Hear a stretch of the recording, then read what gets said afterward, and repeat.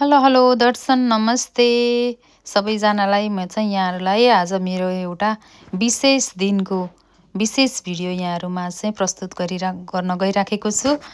यहाँहरू सबैको आउँछ, प्रत्येक वर्ष आउँछ। यो मेरो पनि त्यस्तै विशेष दिन हो, जन्मोत्सव। मैले जन्मदिन मनाएको भिडियो चाहिँ यहाँहरूमा चाहिँ प्रस्तुत गरिराखेको छु। यो चाहिँ अलि ढिला पोस्ट गरिराखेको छु। मैले जन्मदिन मनाउनको लागि, साथीभाइहरूसँग सेलिब्रेट गर्नको लागि चाहिँ खानापिनाको तयारी गर्दै गरेको यो भिडियो हो। मैले सेलरोटीको लागि यो पिठो आफैले घरमै चामल भिजाएर ग्राइन्ड गरेर तयार गरेको हुँ। साथीहरूसँग परदेशकै ठाउँमा भए पनि रमाइलो गरौँ भनेर यो गरेको थिएँ। यो चाहिँ कोरियाको लोकल खसी, मैले खसीको मासु मगाएको थिएँ। यो पनि बनाउनको लागि तयारी गरेँ। अर्को साइडतिर अचारहरू बनाउनको लागि तयारी गरेको थिएँ। अचारको आइटम मिक्स अचार बनाउन जाँदै थिएँ। अनि मैले एकापट्टि साइडमा ग्यासमा चाहिँ चना र आलु अलरेडी पकाइसकेँ। म आफूले एक्लै नै पूर्ण रूपमा तयारी गरिराखेको छु। थोरै थोरै आइटम बनाउने हो। ड्युटी सकेर आएर साथीभाइ जम्मा भएर खाने भएको हुनाले मैले चाहिँ म चाहिँ ड्युटीमा ओटी नगरिकन छिटै आएर चाहिँ सम्पूर्ण तयारी गरिराखेको हुँ। यो अचारको लागि तयार गरेको अघि मैले काटकुट गरेर टक्क रेडी गरेको। गाजर काँक्रा भयो, यता आलु बोइल गरेको, धनियाँ पनि भयो। म खाना साथै सुरुमा खाने खाजा नास्ता सबै एकैचोटि तयारी गरिरहेको हुनाले चाहिँ साग पनि मैले पखालेर साइडमा राखिसकेको छु। अनि जिरा, धनियाँ, तिल पनि मैले भुटेर ग्राइन्डरमा ग्राइन्ड गरिसकेँ।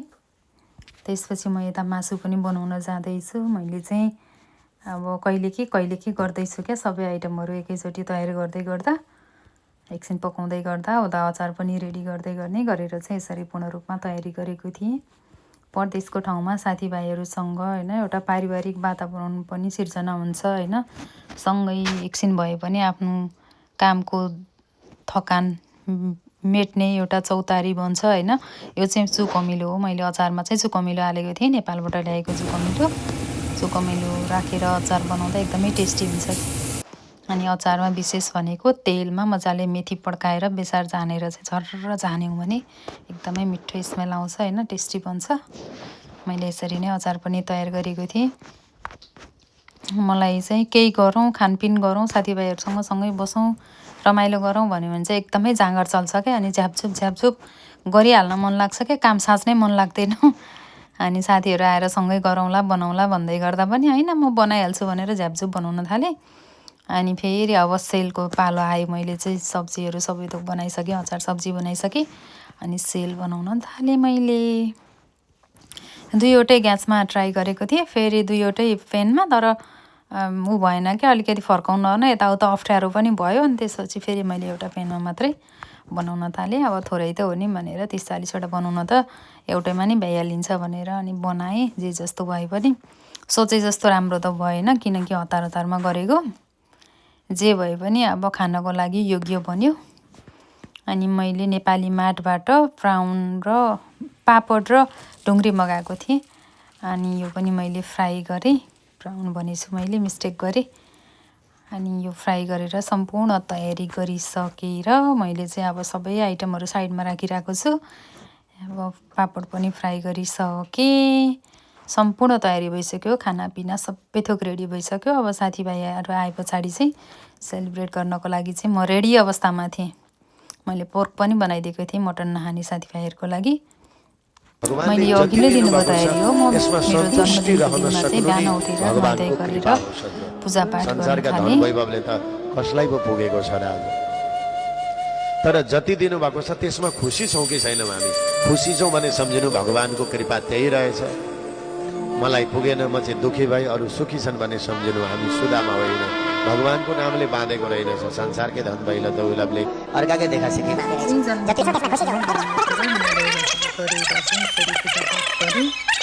त्यस पछाडि मेरो दिन सुरुवात भयो। त पूर्ण तयारी भइसकेको रहेछ त, बेलुन सेलुन ल्याउनु पऱ्यो भनेर जानु पऱ्यो। ड्युटीबाट फर्किँदा चाहिँ पूर्ण रूपमा तयारी भइसकेको रहेछ। मेरो बर्थडे मनाउने भन्ने कुरा त थाहा थियो, तर यसरी चाहिँ सजिएको होला रुम भन्ने चाहिँ सोचेको थिइनँ। सजिएर रेडी भइसकेको रहेछ। आज मेरो विशेष दिन जन्मोत्सव मनाउन जाँदैछु। सर्वप्रथम त मलाई जन्मदिन हुने मेरा बुवामाप्रति हार्दिक नमन व्यक्त गर्न चाहन्छु। धेरै माया, धेरै सम्झना, सात समुद्र पारी छु र साथीहरूसँग चाहिँ आज आफ्नो चाहिँ जन्मोत्सव चाहिँ जन्मेको दिन सम्झिने दिनलाई चाहिँ अलिकति साथीभाइको माझमा रहेर चाहिँ केही क्षणिक रमाइलो भने पनि बटुल्नको लागि चाहिँ म जमर्को गर्दैछु।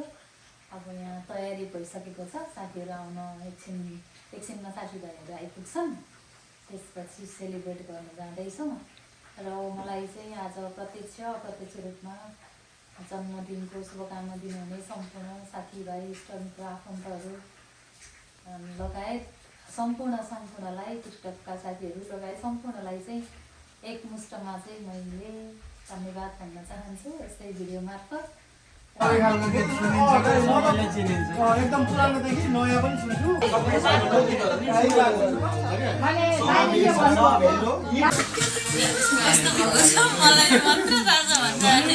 केक काटेर खानपिन गर्दैछौँ।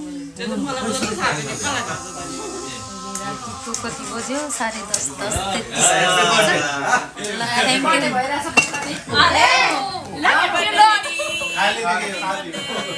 Thank you.